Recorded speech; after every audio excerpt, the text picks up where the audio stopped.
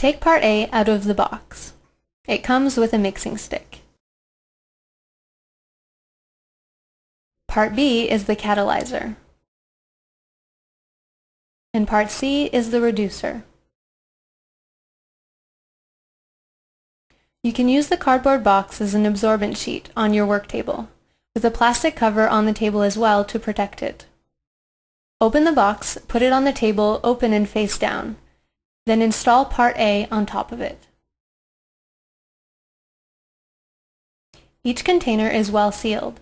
Open the box by cutting the small strips on each side. You can then remove the cover. The container is now open. Make sure to mix part A very well. Can you see the solids accumulated on the bottom? You must ensure to scrape the bottom of the container well so that it is all well mixed together. We need to make sure the solids buildup is well mixed by scraping the sides and the bottom.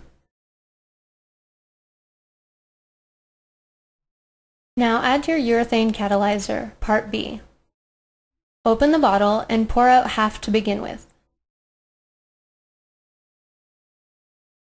We will quickly see the product's texture starting to change. Ensure that you put half the bottle and mix it all well together, still scraping the sides and the bottom. When you see it is all well mixed together, we can then add the rest of part B.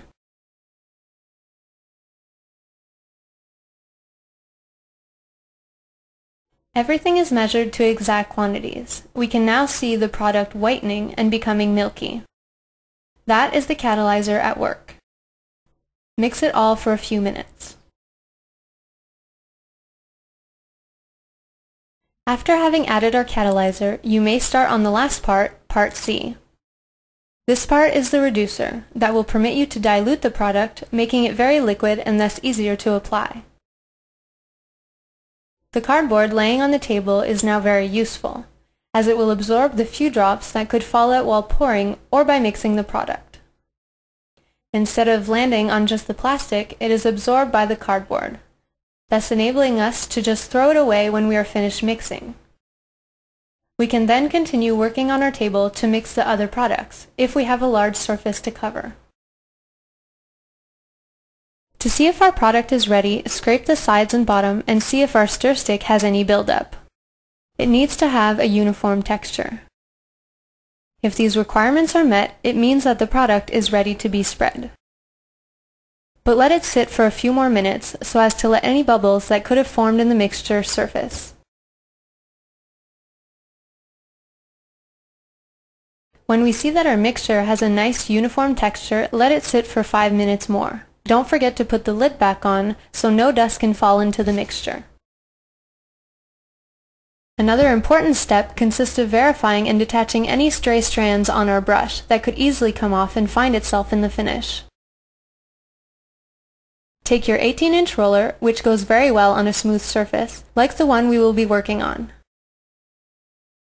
Put the tips on and the extendable handle that works for the 12 to 18-inch rollers.